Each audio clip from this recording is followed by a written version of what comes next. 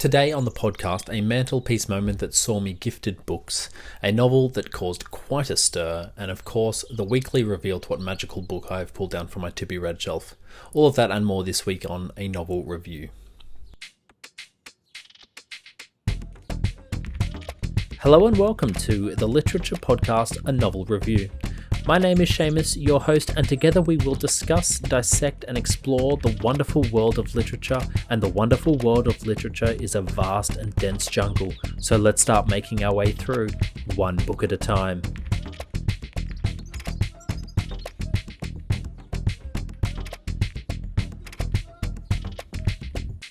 Hey guys, welcome back.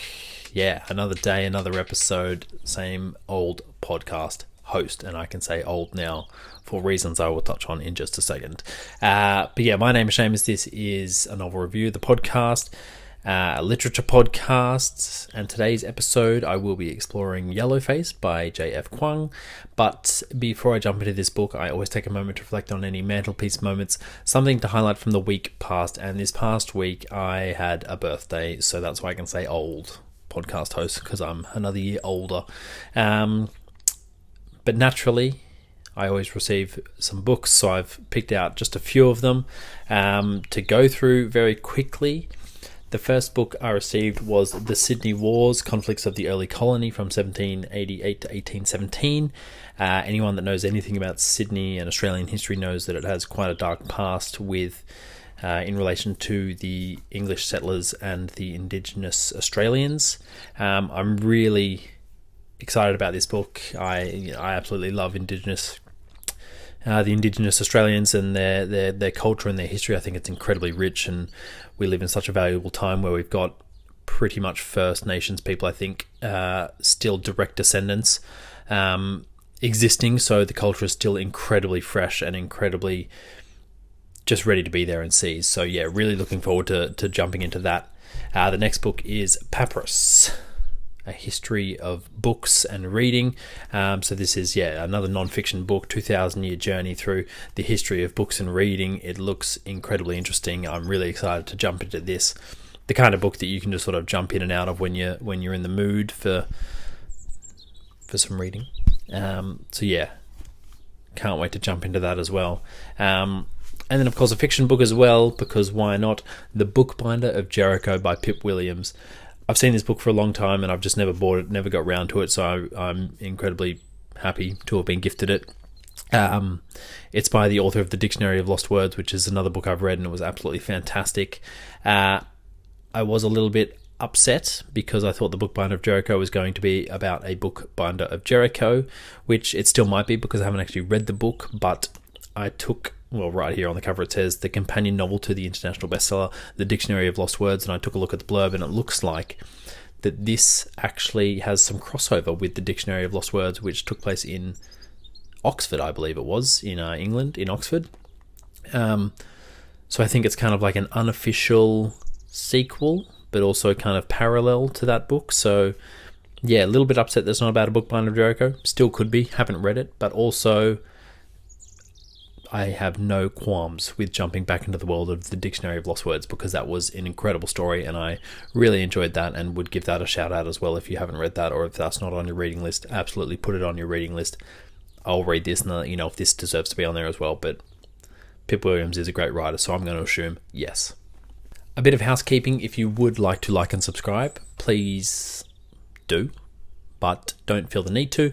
This is a free podcast, so yeah, just hang along, hang out, enjoy the show, have fun. Let us begin. The book Yellowface, a book that took the literary world by a storm. It's got quite a provocative title that leans on an offensive stereotype. Many people called this book racist. I'm going to say right off the bat, I don't normally like books like this, books that are really sort of sunk into a particular time period that are, super relevant. Throughout this book, there are a lot of conversations and discussions around the discourse of Twitter and the Twitterverse, which I think this is quite interesting because even this book now, even though it came out I think 2 years ago, is technically out of date because Twitter, of course, has been bought out and rebranded as X. And so I think that's kind of why I don't like novels like this, because they can so quickly become lost in a time and a place. But I mean, hey, who am I to judge? I'll just stop whinging and get into an overview. The novel is told through the eyes of June Haywood, a white woman who has taken the draft of a Chinese-American woman's novel and published it as her own. The Chinese-American is a woman called Athena Liu and was a friend of June Haywood. Athena is a successful writer, whereas June has had a rocky start with her first novel and is not quite hitting the heights that she would have liked. However, after Athena's accidental and untimely death, June steals the manuscript, puts in a few edits into the draft, and publishes it under a different name, Juniper Song, which is her middle name, but of course sounds a bit more like a traditional Asian name, therefore muddying the waters on authorship and believability, and so the chaos of the novel unfolds. That is an overview of the novel. It's complex to a degree, it's problematic to a degree, it's controversial to a degree, and that honestly is probably the best thing about this novel, the controversy, because it does start a conversation, and to be fair, I do think it's an interesting conversation. It's a satirical look into the publishing world through the characters that really kind of just act as mouthpieces. That to me was probably one of the sadder aspects, yet interesting aspects of the books, was the characters didn't really feel entirely fleshed out, and because of this you don't really connect with the characters, or at least I didn't connect with the characters. Instead you just kind of observe them through this sort of grim, really meta novel. For me though, there was sort of two sides to the novel. There was the meta-narrative, the exploration of the world of publishing and the constant capitalistic nature of pushing stories on sort of one side of the novel. And then on the other side, the exploration of friendship and jealousy between the two central characters, Athena Liu and June Haywood or June Song. Let's get straight into it, because I think this book really did have an interesting overarching idea, and it's this idea of kind of, can you write a story from a culture that isn't your own? If you were to have a white person write about Asian culture, or I guess more specifically, because it happens in this story, can you have a white American writing about an Asian culture or a Chinese historical event? Is it racist? Is it culturally insensitive? Is it, as is often said, and I can't say this word, fetishization, I don't know, of Asian trauma, as is sort of written in the book, there's racial trauma. It's such an interesting idea to explore, because I think it's quite a grey area, often, as often these things are. Juniper does go on a few rants about why is someone like Athena Liu more adept to writing about Chinese trauma when she herself is a middle-class American with Chinese roots, compared to, say, let's say, a white person who has studied the history and culture at university, maybe even lived there for some time, spent some time there perhaps, and has a genuine passion, takes an interest, an active interest. Why is someone like this not capable of writing about this culture compared to someone like Athena, who doesn't really have any solid connection to the country beyond maybe a few relatives and the odd trip back there for a visit? I think the most frustrating thing is, I think the whole argument of the book, the whole defense of Juniper Song of having these ideas of who can really write history, who can write these ideas, it just falls completely flat on its face, because Juniper didn't write the original story. She didn't have an interest in the culture and the history. She stole the book, and yes, after that she took an interest, and she did do a lot of research after that, and I think it was probably the most annoying thing about it, because I do think it's a fair question of who can write these. If someone does have an active and a genuine interest in a culture, why are they less adept to someone who has roots in a culture that they don't care for or explore themselves? Why is someone like that more adept to writing culture than someone that does take an active interest? And I think it's an interesting debate, but unfortunately the whole thing just falls flat because Juniper stole the story, and that's probably my biggest criticism of the book itself.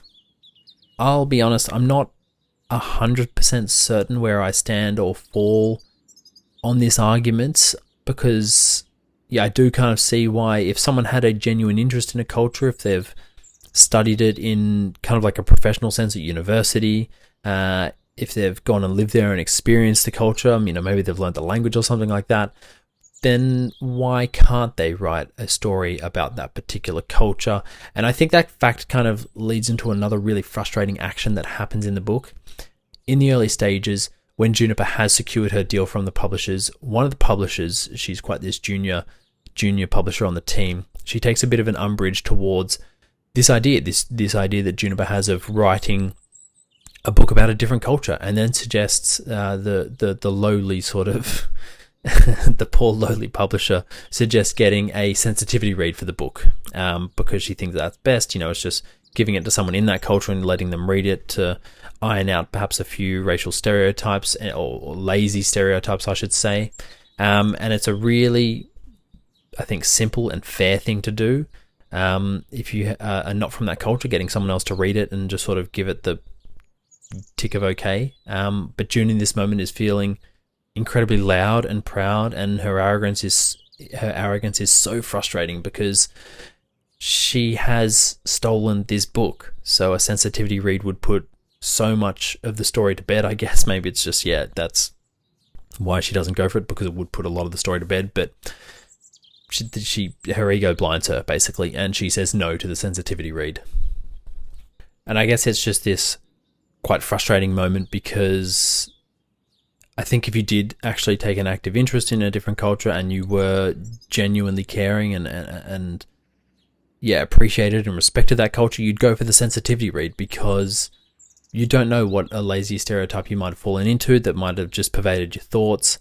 And it's just, it's such a simple thing to do, and it would have put a lot of things to bed. Like I said, it was probably a plot device really to not do it, but a lot of people would be upset if a person from a different culture wrote that culture. But if they got a sensitivity read and were like basically tick box exercise, if they got that exercise done, then it would have just put a lot of people to bed. And I think I